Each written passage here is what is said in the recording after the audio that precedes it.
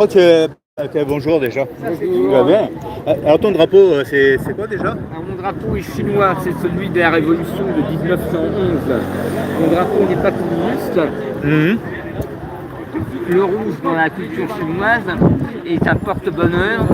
Par exemple, le palais de la cité interdite, qui est une gigantesque cité, le sable beaucoup de personnes s'imaginent d'accord que c'est Mao Tse-tung qui a fait peindre en rouge, c'est une grave erreur. Traditionnellement, quand ils ont construit le palais plusieurs siècles avant, il était déjà peint en rouge. Ah ouais. Puisque donc dans la culture chinoise, c'est un porte-bonheur, c'est bienfaisant, c'est une couleur considérée comme esthétique. Donc mon drapeau n'est pas communiste, a été créé en 1921. Là nous sommes en 1911. C'est un drapeau qui est militaire et étudiant en même temps. Ça s'appelle l'armée de Beiyang. D'ailleurs, si vous avez un moment, regardez sur Wikipédia dans le dictionnaire, ça s'écrit B-E-I-Y-A-N-G. Ouais. La traduction, ça veut dire Grand Océan du Nord. Cette armée a été créée curieusement par la famille royale qui s'inquiète des menées expansionnistes japonaises qui commencent à lorgner, envoyer des expéditions en Corée qui est juste à côté. Et quant à la Mandchourie, c'est carrément chinois, donc il y a de quoi s'inquiéter. L'armée des mandarins est nombreuse mais un peu démodée. L'armée des eunuques est nombreuse mais un peu démodée. La police secrète, ils ont tout un tas de matériel, genre James Bond. Le problème, c'est qu'ils sont trop peu nombreux parce qu'il faut des années pour avoir le droit de faire partie d'un truc pareil. Ça veut donc dire, quand il y a d'attaques japonaises, ils vont tous être pulvérisés.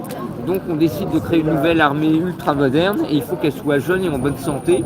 Alors donc pour être en bonne santé, on ne va pas prendre des vieillards ni des paralysés, on va prendre des personnes jeunes, de milieux totalement différents. Alors il y a des petits paysans, mais il y a aussi des gosses de riches bourgeois, une nouvelle classe qui émerge. Il y a des commerçants qui deviennent de plus en plus riches. C'est d'ailleurs ça, curieusement, qui va déclencher la révolution. La révolution de 1911, elle n'est pas du tout communiste, c'est le bon droit des honnêtes gens et surtout des petits commerçants pauvres qui se révoltent contre les impôts de plus en plus excessifs, l'injustice flagrante, etc. Alors donc sur mon drapeau, il y a 18 luminaires, ce sont les 18 régions militaires. Parce qu'ils ont donc placé pour leur recrutement, la Chine c'est très très grand, ils ne vont pas se contenter d'une seule caserne, donc ils font 18 régions militaires, ce sont les 18 luminaires dorées. L'étoile noire, c'est un symbole militaire, puisque donc il s'agit d'armer tous ces jeunes et de leur faire une formation militaire. À l'origine, l'uniforme était de couleur noire, mais on peut le porter aussi, là j'ai une copie de couleur bleu marine, avec la jolie fourragère commémorative. Là c'est le docteur Sun Yat-sen. Je vais zoomer comme ça je le verrai mieux. Et c'est écrit en chinois, C'est le docteur Sun Yat-sen. Lui, par contre, il n'est pas militaire, il est médecin. Il vit à l'étranger, en exil, parce qu'il est sans arrêt menacé, puisqu'il n'arrête pas de défendre la démocratie, de réclamer plus de justice, de baisser les impôts, etc.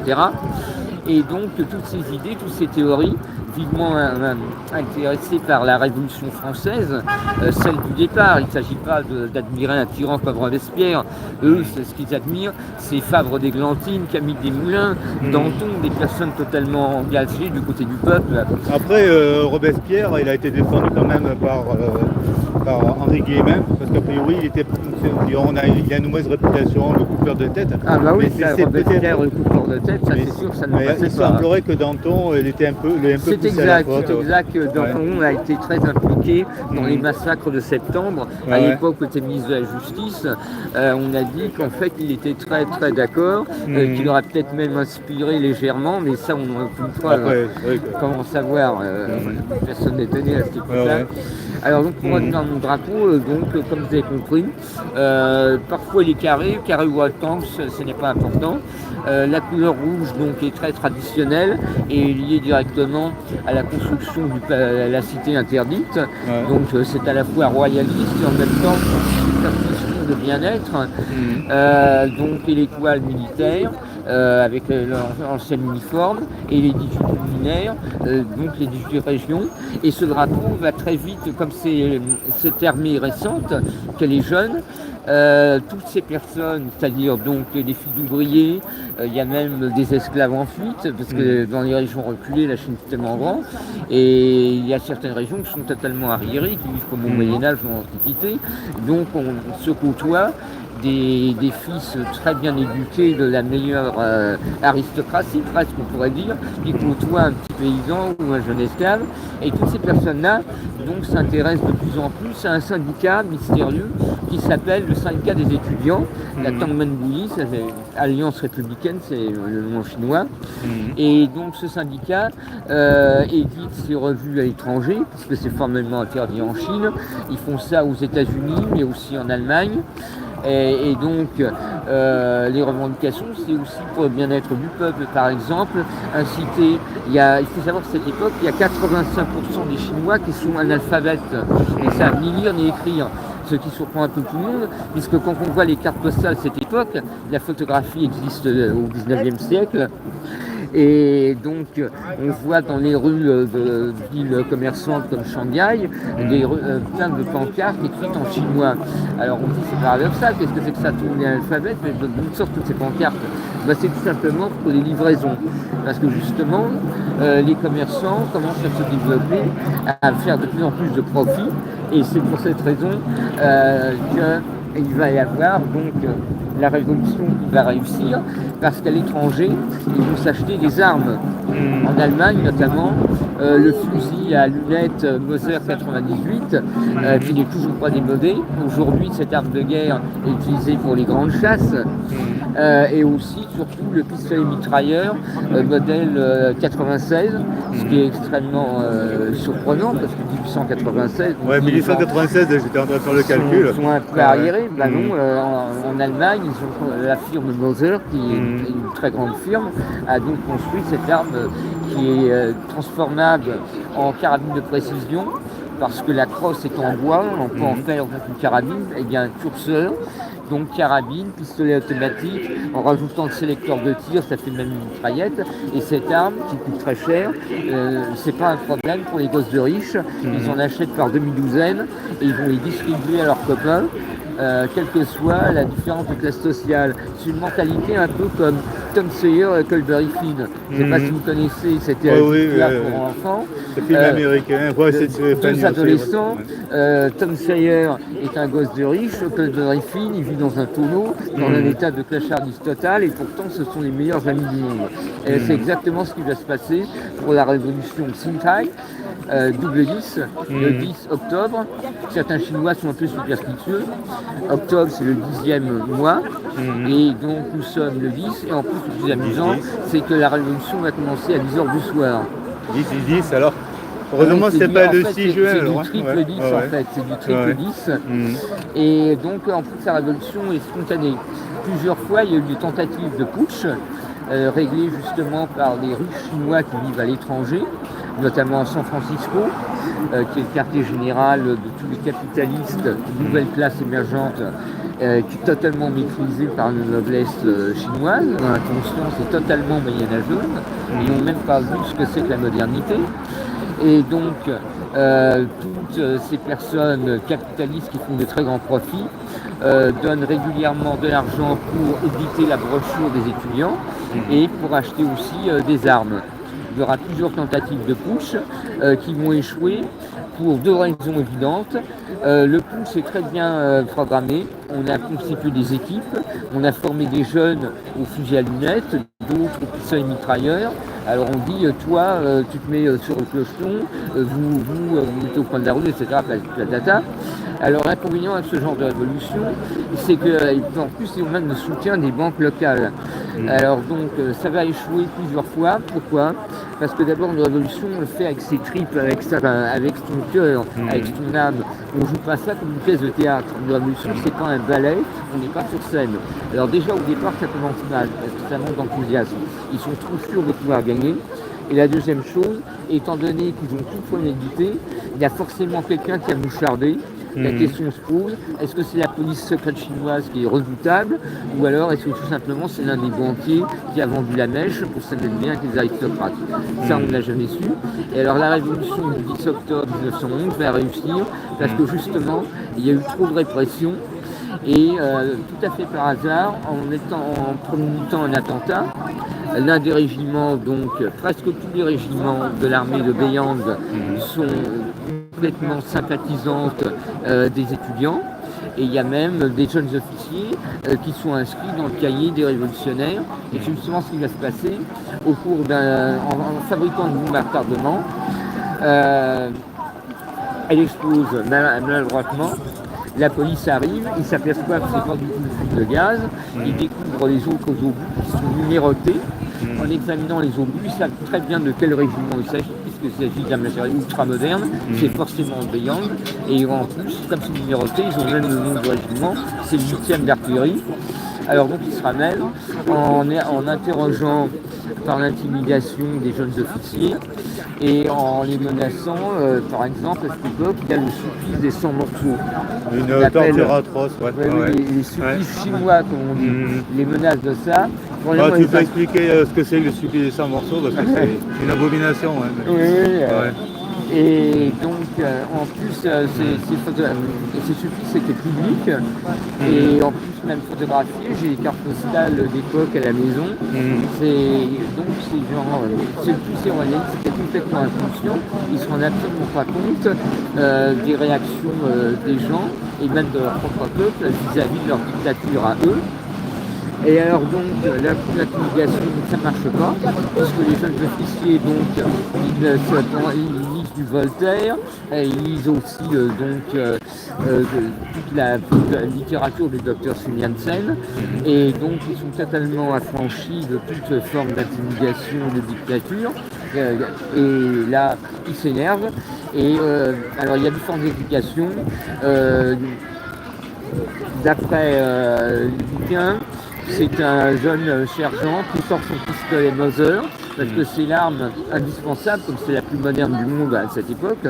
Toute l'armée du Beyang utilise ce pistolet mitrailleur, ce qui est très pratique justement aussi pour les étudiants, parce qu'eux ils l'achètent à l'étranger, c'est exactement le même. Et alors donc il abat tous les officiers de la police secrète, ce qui déclenche immédiatement toute la révolte de la caserne. Et alors donc ça dure pendant des heures. Au bout de plusieurs heures, ils s'aperçoivent qu'ils n'ont pas d'état-major, donc que leur émeute peut échouer. C'est pour cette raison que sur mon drapeau, il y a un 19e point en plein centre, c'est-à-dire constitution d'un état-major révolutionnaire. Alors on demande à tous les étudiants lesquels ont eu un professeur d'allemand. Et les professeurs d'allemand, ce sont des Prussiens. Qui vont vivre en Chine pour améliorer leurs revenus. Et c'est la chinois révolutionnaire de 1911. Après, tu pourras regarder la vidéo si tu veux. Et alors donc, le jeune sergent abat les officiers. Ce qui donc déclenche toutes les meutes de toute la caserne, parce que tout le monde est compromis. Et alors donc, ils décident, ils s'aperçoivent au bout de 3 heures donc qu'ils n'ont pas de commandement, et ils demandent quels sont les étudiants qui ont des professeurs d'allemand, plus exactement des Prussiens, parce qu'ils connaissent très bien le roi Frédéric de Prusse, qui a été réputé pour sa célèbre martingale qui permet de gagner toutes les batailles. D'ailleurs, il faut savoir que Napoléon Ier, celui qu'il admirait le plus, on a dit qu'il admirait Jules César, c'est vrai, on a dit qu'il admirait Alexandre le Grand, c'est tout à fait vrai, on a dit qu'il connaissait très bien la stratégie de Attila, c'est vrai, la stratégie de Saint-Vincent, c'est vrai, mais celui qu'il admirait le plus, c'est indiscutablement Frédéric de Prusse. D'ailleurs, Napoléon, quand il a fait sa campagne de Russie, a insisté pour faire un détour et s'incliner personnellement devant le cercueil de Frédéric. Il paraît aussi que Napoléon était légèrement superstitieux, un défaut qu'il tenait de sa mère. La mère de Napoléon Bonaparte, par exemple, tirait les cartes, et c'est une famille qui était très superstitieuse, qui a traduit son torse. Et alors donc, pendant moins d'une heure, il y a des tableaux célèbres où on voit Napoléon en train de caresser le cercueil de Frédéric pour espérer que le fantôme vienne lui parler et lui délivrer la célèbre martingale militaire pour gagner toutes les batailles. Manifestement, le fantôme ne s'est pas manifesté, puisque la campagne de Russie a été un échec lamentable. Par contre, les étudiants, eux, refont même coup Napoléon, et eux ils ont du concret, parce que certains ont eu des vrais professeurs prussiens qui leur ont expliqué les secrets de Frédéric, et effectivement, donc l'émeute devient une super révolte, et toute la région est contrôlée par les révolutionnaires, c'est-à-dire par les jeunes soldats, qui reçoivent immédiatement le soutien de toute la jeunesse de la région, que ce soit des jeunes apprentis, et bien sûr la totalité des étudiants. Il s'agit de la région de Wuhan. Aujourd'hui, la caserne a été restaurée et transformée en musée qui se visite. Il y a d'ailleurs des gens qui viennent déguisés en uniforme d'époque. Oui, par exemple, comme le mien. Là, j'ai pas trop mis, mais à la maison, j'ai une uniforme complète avec d'autres médailles et les casquettes, etc. Et en Chine, donc, c'est assez amusant de voir qu'au musée, à la sortie du musée, il y a des gens qui viennent déguisés pour se rappeler cette époque-là. Et alors donc, toute la région s'embrase, les jeunes soldats, les jeunes employés et tous les étudiants. La Suisse met à bombarder la maison du gouverneur, réussite totale. Le Wuhan devient une république indépendante et ils se mettent à télégraphier à toutes les casernes d'à côté, c'est-à-dire que cette fois, c'est tout le pays qui va devenir révolutionnaire, les uns après les autres, c'est-à-dire les 18 militaires dans le drapeau. Au bout de quelques mois, c'est réussi. L'attaqué de la Chine est devenu totalement incontrôlable. Le docteur Sun Yat-sen, qui vit à l'étranger, va apprendre la nouvelle seulement 2 mois après, parce que la nouvelle est tellement grave qu'il y a une censure militaire et policière qui interdit à tout le monde, même les Chinois ne savent pas ce qui est en train de se passer en Chine. Ce n'est qu'au bout de 2 mois que le secret est vanté et que là, les journalistes en donnent à cœur joie en parlant donc, c'est arrivé à Wuhan. Et donc, le monde entier est sous le choc, à commencer par le docteur Sun Yat-sen qui est extrêmement surpris que toutes ces idées ce sont les siennes. Et en plus, les révolutionnaires n'arrêtent pas de le proclamer. Nous avons demandé à tous nos amis qui serait le mieux placé pour devenir président de la République, puisqu'il est question donc de faire habiliter la famille royale. Et tout le monde dit c'est indiscutablement le docteur Sun Yat-sen. Alors donc, il décide de rentrer. Il rentrera comme il est converti au christianisme, comme tous d'ailleurs les révolutionnaires. Le bouddhisme est en chute libre totale parce que c'est trop lié à la dictature royaliste. Donc il décide d'utiliser une date symbolique. Le docteur Sun Yat-sen arrivera donc à Shanghai le jour de Noël, c'est-à-dire donc le 25 décembre. Et ensuite, ça va très vite. Il est donc totalement accepté par tout le monde. C'est-à-dire que dès le 29 décembre, on a décidé que ce sera lui, mais il faut une date symbolique. Donc la prestation du serment qui déclenche la République, le nouveau président Dr Sun Yat-sen, ce sera bien sûr le 1er janvier, puisqu'ils utilisent en fait notre calendrier à nous. On parle du nouvel an chinois, il faut savoir qu'en fait à cette époque, les Chinois utilisent le nouvel an européen chrétien. Et donc ce drapeau sera hissé, il y a de nombreux films commémoratifs de ces événements qui ont été, chose amusante, payés par le Parti communiste, qui essaye de récupérer à tout profit, en profitant du fait que le drapeau est rouge, en espérant que les gens vont croire que c'est communiste, alors que le Parti communiste n'a été créé qu'en 1921, donc je vois pas comment il pouvait y avoir des communistes en 1911. Ouais, il profite de la confusion un peu, quoi. Oui, en plus, les actions de Lénine à Saint-Pétersbourg, c'est en 1917. Donc il n'y a aucun point de coïncidence entre la révolution du régiment de Wuhan, de l'armée de Beiyang, avec tout ce qui a été fait après, c'est-à-dire Lénine à Saint-Pétersbourg, et ensuite création du Parti communiste par Maître Dazao. C'est pas du tout Mao Tse-tung qui l'a créé, c'est un grand professeur d'histoire qui s'appelait Dazao. C'est lui qui va créer le Parti communiste en 1921, alors qu'à l'origine, il n'était pas communiste. Il avait rejoint les étudiants en 1911, et c'est plus tard, en ayant appris les idées de Lénine, que lui va devenir communiste. C'est pour cette raison qu'il y a beaucoup de personnes qui confondent le drapeau avec les idées communistes, mais ce drapeau n'est pas du tout communiste. Voilà, j'espère que j'ai bien répondu. Oui, très très bien. Oui. Ah, par contre, quelle était donc la martingale de Frédéric La célèbre martingale de Frédéric de Prusse, c'était en fait ce qu'on appelle la stratégie du mouvement tournant. La stratégie du mouvement tournant, son chef-d'œuvre a été bien sûr la bataille de Leuthen. La bataille de Leuthen, c'est celle qui va le faire connaître dans le monde entier. Frédéric est un jeune roi, la Prusse c'est tout petit. Son père, qui appelé le Zoldalkönig, appelé aussi le roi sergent, était une espèce de brute qui s'amusait à martyriser son fils. Et donc tout le monde se moque de lui, un enfant martyr, qui aime jouer de la flûte, qui adore la poésie, il sera donc facile à dépouiller. La grande puissance de l'époque, c'est l'Empire austro-hongrois, qui est carrément gigantesque. Et donc ils se disent que c'est le moment ou jamais d'avoir un partage très favorable pour augmenter encore plus l'Empire d'Autriche. Donc on lui envoie une gigantesque armée pour l'intimider. Seulement lui n'a pas l'intention de se faire dépouiller.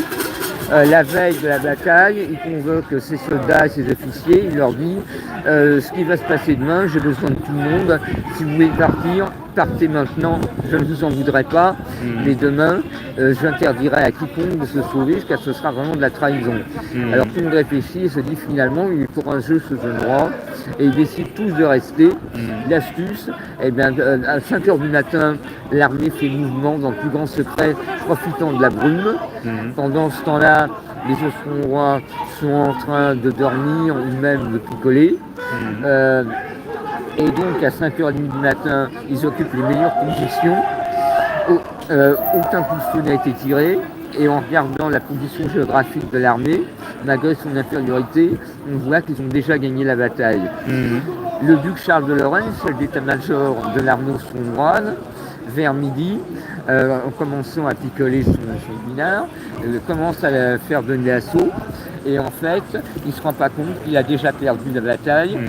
Les Prussiens envoient quelques unités pour faire de la provocation de face. Ils ne se rendent pas compte que la vraie armée prussienne est en train de les remonter sur le côté. C'est la stratégie donc, du mouvement tournant. Et ils remontent exactement comme lorsqu'on allume un bâton de dynamite. Vous avez la mèche allumée qui remonte. Et donc toute leur armée, ça fait complètement manger dans l'armée prussienne. Et c'est la victoire éclatante de Frédéric. Donc le duc Charles de Lorraine, il a non seulement perdu la bataille, mais en plus il a même carrément perdu la guerre. D'ailleurs, il sera forcé à la démission par la famille d'Autriche qui n'a pas digéré qu'un jeune roi avec une armée famélique, il était très peu nombreux, arrive à gagner face à une armée gigantesque qui était composée de plusieurs centaines de milliers d'hommes. Et donc, c'est ça qui rend Frédéric célèbre dans l'histoire. Et il recommencera ce genre de martingale plusieurs fois de suite, même lorsque ses ennemis qui ont envoyé des espions se doutent un peu de ce qu'il va faire, mais à chaque fois il trouvera une bonne réponse. Par exemple, il trouvera aussi des qualités d'improvisation, notamment à la bataille de Zondorf, lorsqu'il descend le cheval pour embrasser un jeune soldat qui est en train de mourir, il prend le drapeau et devant tous ces soldats, il dit maintenant c'est moi le nouveau porte-drapeau, et il fonce. Ça vous rappelle pas quelqu'un qui va imiter, ça s'appelle le général Bonaparte à la bataille du Pont d'Arcole. Bonaparte à la bataille du Pont d'Arcole, porte du drapeau, suivi par ses soldats, il ne fait qu'imiter l'initiative de Frédéric à la bataille de Zondorf. C'est pour cette raison aussi, c'est de là que date l'admiration de Napoléon Bonaparte pour Frédéric, qui admire non seulement ses stratégies, mais aussi ses initiatives surprises qui décontenancent complètement les adversaires. Voilà pour Frédéric. Ça fait un peu penser aussi à Alexandre le Grand, qui avait aussi quelques petites astuces de combat. Bien sûr, Napoléon admirait totalement Alexandre le Grand, et notamment son rêve d'un empire universel, le célèbre rêve d'Alexandre. D'ailleurs, c'est très bien expliqué par un ambassadeur de France qui connaissait Adolf Hitler. Il a écrit un bouquin, c'est Benoît Méchain, qui a écrit un bouquin qui s'appelle Le rêve d'Alexandre, qui résume bien justement les ambitions d'Alexandre le Grand, admiré de tous, admiré de Jules César, admiré de Napoléon, et aussi admiré bien sûr d'Adolf Hitler et des stratégies de la Wehrmacht. C'est vrai qu'Adolf Hitler, il s'est pas beaucoup battu sur le terrain, lui. Il s'est pas beaucoup battu sur le terrain, peut-être quand il était estafette. Si, quand il était dans les tranchées, quand il était estafette, caporal. ouais. Il va être quand même assez bon chef de guerre, puisqu'il a quand même ramassé. Il a 2 fois la croix de fer, alors qu'il faut savoir que dans l'armée allemande à cette époque, il y avait une injustice, c'est-à-dire que lorsqu'une unité prenait d'assaut une mitrailleuse française, celui qui était décoré, c'était pas le soldat qui s'était emparé de la mitrailleuse, c'était l'officier qui commandait le peloton et qui était un peu plus loin. C'est pour cette raison qu'en 1918 et 1919, il y aura une terrible haine de la part des révolutionnaires, surtout les soldats, lorsqu'ils voient un officier qui porte des médailles. Automatiquement, on lui dira « Est-ce que tu as réellement gagné tes médailles ?» Par exemple, il y a un chef de corps franc. La manière dont il sera tué par les révolutionnaires est assez originale. Il a autour du cou une médaille de croix de chevalier pour le mérite. C'est une très belle médaille à ruban noir avec une croix bleue émaillée qui ressemble à la croix de fer mais couleur bleue. On lui attrape sa médaille en lui disant de l'acheter, donc il a dit non, j'ai gagné ma médaille maintenant. Eh ben, si tu l'aimes tellement, elle va garde-la. Il commence à tordre le ruban et il l'étrangle avec sa médaille. Il le garotte avec ça alors. Il l'étrangle avec la médaille qu'il porte autour de son cou. Pour montrer toute la haine et la jalousie envers des officiers qui se faisaient décorer à la place des jeunes soldats courageux qui eux sont morts pour rien et qui n'avaient jamais le droit à la médaille. Mais c'est vrai que pendant la Seconde Guerre mondiale, il n'y a pas eu beaucoup de grands dirigeants qui combattaient, hormis au début peut-être De Gaulle qui s'était un peu battu avant la défaite, quoi. Oui, il y a eu de brillants stratèges, par exemple le général Ludendorff et le général Hindenburg, lorsqu'ils se sont mis contre l'invasion tsariste qui menaçait l'Afrique orientale. Les tsaristes sont forts de leur nombre, ils sont très sûrs d'eux. Et donc ils vont perdre justement parce qu'ils sont beaucoup trop sûrs d'eux et ils ne s'imaginent pas du tout des ruses et des pièges inventés par le général Ludendorff et le général Hindenburg. Eux gagneront effectivement de très grosses médailles, mais elles seront justifiées par leur ruse et leur stratégie. D'ailleurs, il faut savoir que le général russe, quand il va réaliser qu'il est tombé dans un piège grossier, à un moment il est entouré de forêts de marécages, et donc la réponse c'est tout simplement il sort son revolver devant tous ses soldats et se tire une balle dans la tête quand il a réalisé qu'il était tombé dans un piège. Et par contre, ce sera l'inverse pour Hindenburg et Ludendorff qui eux vont être carrément déifiés, recevoir les plus belles médailles pour justement avoir monté un plan diabolique de peu de soldats face à une gigantesque armée russe. Donc effectivement, parfois il y a des officiers qui méritent leur médaille. Mais effectivement, c'est pas vraiment sur le terrain, ils n'étaient pas dans la tranchée, ils étaient derrière une belle table avec des belles bouteilles de champagne, selon une intelligence pour trouver une super stratégie. En ce qui concerne Hitler, lui il était caporal, donc il commandait une patrouille. S'il a été décoré 2 fois, ça veut dire non seulement qu'il a ramené ses soldats en vie, c'était une performance à l'époque de la guerre des tranchées, où les officiers envoient à la boucherie leurs soldats avec un mépris le plus total. Donc, pour recevoir une médaille, ça veut dire qu'il a ramené ses soldats en vie.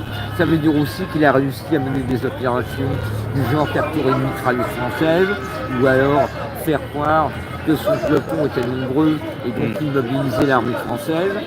Donc effectivement, ça mérite la médaille. Et donc ce qu'il a fait remarquer, c'est justement le fait qu'il ait été décoré 2 fois de la croix de fer, ce qui est rare pour quelqu'un qui n'est pas officier. Donc il y a eu vraiment des hauts faits donc, lors de la ça veut dire Première qu'il a eu Guerre. quelques hauts faits. Ça veut dire être capable de ramener ses soldats en vie, et être capable de prendre une position et être capable de stopper l'armée ennemie pendant quelques heures. Et il n'a pas eu peur à ce moment-là d'affronter la mort. Quoique lui, c'est vrai qu'il n'avait pas trop peur de la mort, je pense. Il a peut-être eu aussi la chance d'être dans de bonnes positions. La chance aussi qu'on ne tire pas dessus. Enfin, si, il sera gazé à un moment. Vers la fin de la guerre, il finira à l'hôpital parce qu'il a reçu des jets de gaz. Il risquera même d'ailleurs de devenir aveugle. Donc effectivement, c'est la blessure qu'il a reçue. D'ailleurs, c'est celle-là justement qui va lui permettre de se faire nommer Premier ministre, parce qu'avoir fait la guerre des tranchées et avoir réussi à survivre. Déjà, ça fait une sorte de héros. Et en plus, donc, qu'il ait reçu la médaille du blessé, c'est-à-dire qu'il a failli mourir. Et le fait qu'il n'ait pas perdu ses jambes ni ses bras, bon, bien sûr, il a fallu perdre la vue. Après, la suite a changé un petit peu, quand il a perdu la des jambes. Il a senti, il a attrapé la maladie de Parkinson. Ça s'est vu très nettement dans les 6 derniers mois de sa vie. Il était devenu une épave, totalement dépendant de certains médicaments bizarres. Notamment les médicaments du docteur Morel qui était un petit peu traficoté. Mais qui n'était pas un charlatan parce qu'effectivement, aujourd'hui, on sait que la maladie de Parkinson se soigne de manière très bizarre, c'est-à-dire qu'il faut prendre de la drogue et il faut prendre aussi du poison. C'est très curieux. Alors évidemment, on a changé les noms, ça s'appelle du Ventadix et du Modepar, mais bon, on sait très bien ce qu'il y a là-dedans. Et d'ailleurs, c'est classé au tabouin, c'est interdit d'en vendre à n'importe qui, etc. Donc le docteur Morel n'était pas un si mauvais médecin. Et donc aussi, alors ce qu'il a fait nommer, c'est d'avoir une médaille qui est la plus moche de toutes, c'est ovale, c'est couleur noire, c'est gros comme ça, et il y a un casque dessus. C'est la médaille dite des blessés. Et alors donc il avait sur sa poitrine un ruban qui correspond à la médaille deuxième classe croix de fer, et la broche, la grosse broche sur la poitrine, c'est la croix de fer première classe. Mais surtout, ce qui l'a fait donner sa popularité, c'est que à côté, il y avait donc son petit ovale noir, médaille des blessés, héros et miraculés de la guerre des tranchées. Les miraculés de la guerre des tranchées, ça apportait énormément pour sa carrière politique et la décision ultime de Hindenburg, qui ne l'aimait pas. Hindenburg n'aimait pas les fascistes. Le fascisme, ça existe depuis Mussolini. Mussolini, c'est la marche de Rome, donc c'est les années 1920. Et donc Hitler sera nommé en 1933, alors que Hindenburg est connu pour détester les fascistes. Mais étant donné les provocations du Parti communiste qui devenait à moitié fou et qui organise toutes sortes d'attentats, de crimes, de torture en public, croyant intimider le peuple, ça fait l'inverse, ça met en colère Hindenburg, et donc c'est pour cette raison qu'il se croit obligé de faire nommer Hitler comme Premier ministre, parce qu'à cause du traité de Versailles, l'armée allemande, ce qui s'appelle la Reichswehr, est contenue uniquement à 100 000 soldats, alors qu'à cette époque, l'Allemagne, c'est 80 millions d'habitants, qui est gigantesque, plus tous les mariages mixtes à côté, c'est-à-dire Tchécoslovaquie, Pologne, etc. En fait, ça porte vers plutôt 100 millions de personnes. Et donc, comment contrôler 88 millions avec seulement 100 000 soldats? Ça veut passer un parti communiste de plus en plus décidé, de plus en plus important. Eh bien, il faut trouver du renfort. Le renfort, c'est tout simplement Hitler qui a réussi à gagner plusieurs élections grâce à la misère de la crise de 1929, la crise de 1929, parce qu'il avait prévu la faillite à l'état de clochardise, et les gens sont extrêmement inquiets. Et lui réussit à force de promesses à se mettre en avant, et il se crée une armée privée qui s'appelle les Schmidt-Brune, et les Schmidt-Brune, donc en 1933, dès 1932, ils sont capables d'aligner 1,5 million de personnes dans la rue. Et c'est ça qui va emporter la décision. Ils sont plus ou moins disciplinés, ça dépend. Mais bon, 1,5 million de personnes en renfort sur les 100 000. Là, effectivement, Hindenburg peut stopper les prétentions du Parti communiste, car tout le monde a peur de 1919 à nouveau. 1918, premières émeutes qui aboutissent à l'abdication du Kaiser. Et ensuite, 1919, encore des émeutes, une extrême violence. Et donc, personne ne veut revivre tous les massacres de 1919. Nous sommes en 1932.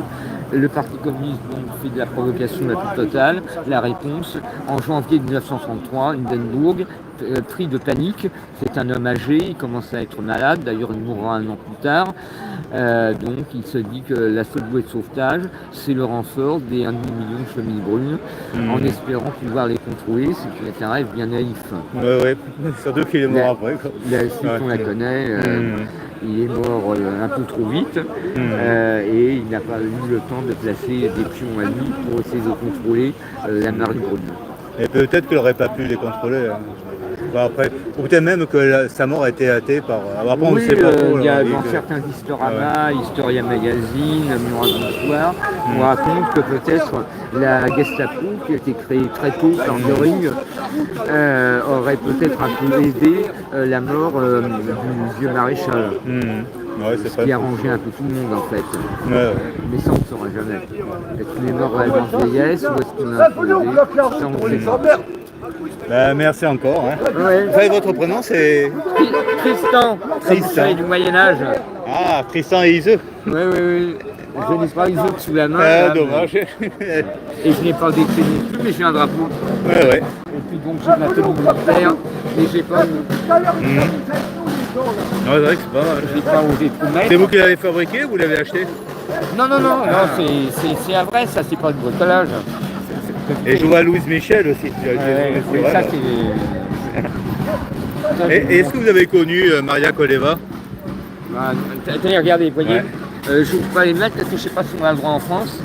Ah, Il n'y a pas d'époux, elles sont bon, magnifiques. je sais pas. Donc on n'a pas le droit de filmer ça normalement? Elle est portée au milieu de la rue, Ah, en cours de manif, je ne sais pas si on a le droit.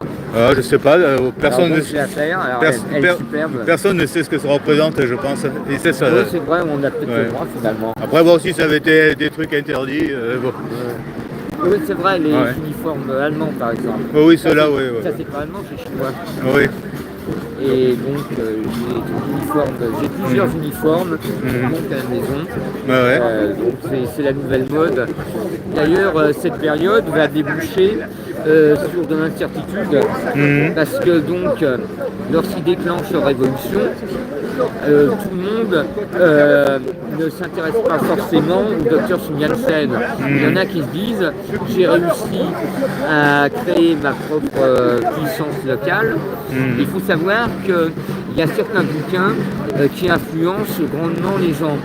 À la fin du XIXe siècle, comme j'ai dit, Tom Sawyer et Huckleberry Finn, c'est un roman qui a un énorme succès. L'amitié donc entre personnes de classes sociales totalement différentes et qui donc, ça va être le succès donc, de l'armée de Beyond et du syndicat des étudiants.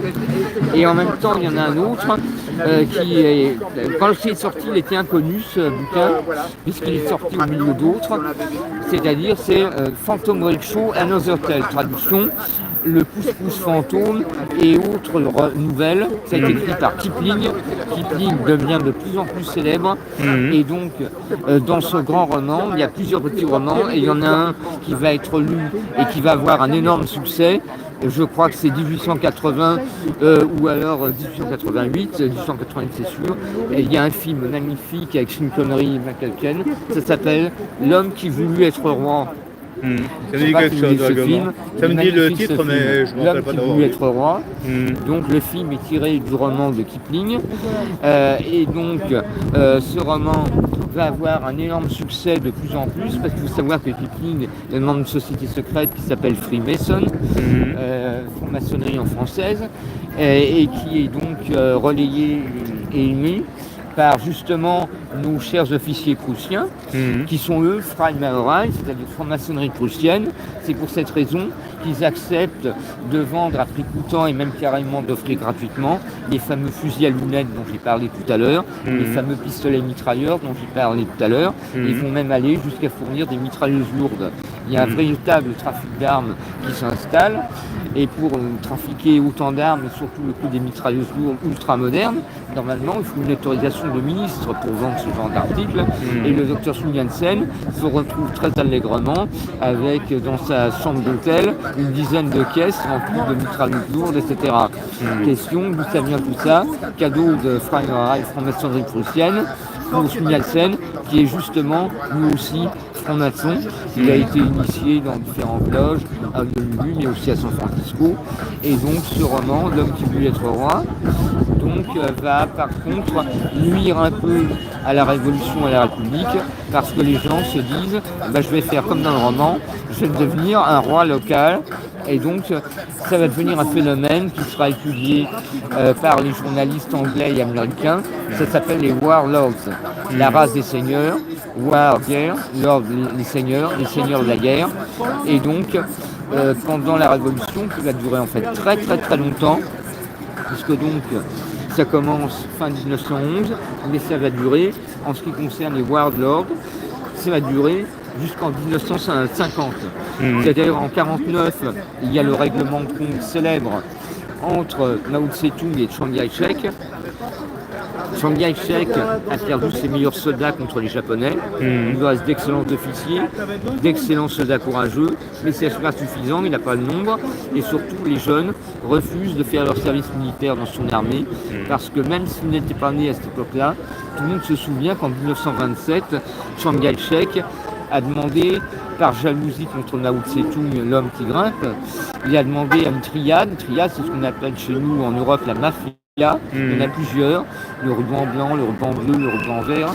Et donc la plus terrible de toutes, le ruban en vert, on les appelle les rubans, parce que le code secret mafiosi chinois consiste à porter sous son ceinturon un ruban de soie très fin.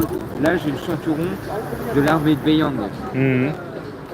Alors donc si j'étais mafiosi, par exemple, j'aurais cousu sous ma ceinture, avec des pattes de ceinturon, une petite ceinturette en soie de couleur de la triade.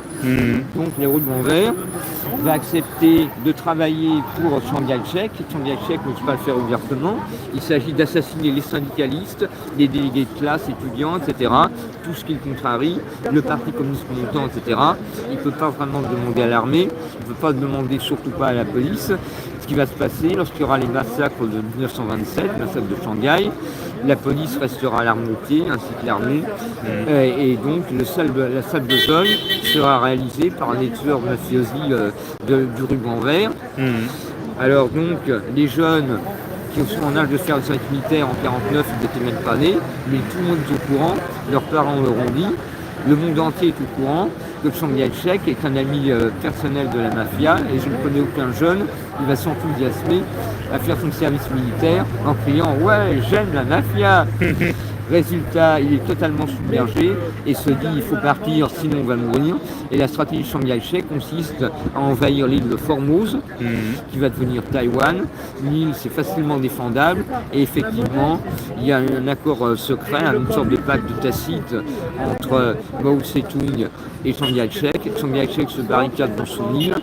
Mao Tse-tung n'a pas de marine de guerre, son aviation elle est carrément primitive, voire inexistante, donc assiéger Taïwan est totalement démentiel, donc en fait ça l'arrange bien de se débarrasser de toute une bande de fanatiques, admirateurs de Chiang Kai-shek. En plus ils se débarrassent aussi du même coup de la mafia, parce qu'ils savent très bien que si tombe entre les mains de la police secrète communiste, ils vont tous être fusillés. Donc Mao Tse-tung voit la situation se stabiliser, et là il s'aperçoit en 1950 que dans certaines campagnes, il existe encore ce curieux phénomène des personnes portant des uniformes magnifiques issus de l'armée de Beiyang, et ça s'appelle des warlords, il y en a encore, et alors là ça va se régler de différentes manières. Certains vont accepter de se soumettre au parti communiste, d'autres par contre vont refuser et vont être bien sûr et là massacrés. Et donc en 1950, c'est la fin totale de toute une ancienne époque qui s'appelle donc l'armée de Beiyang et bien sûr les warlords qui en sont issus. Et c'est la fin totale donc, de la révolution avec donc les positions respectives Chiang Kai-shek sur son île et Mao Tse-tung qui s'occupe de remanier la Chine continentale. Et c'est la fin de l'histoire. Ben, merci. Merci encore. Merci. Ça aurait été très complet. Oui, c'est vrai. Vive l'armée de Beiyang. Ça sera le mot de la fin. Ouais.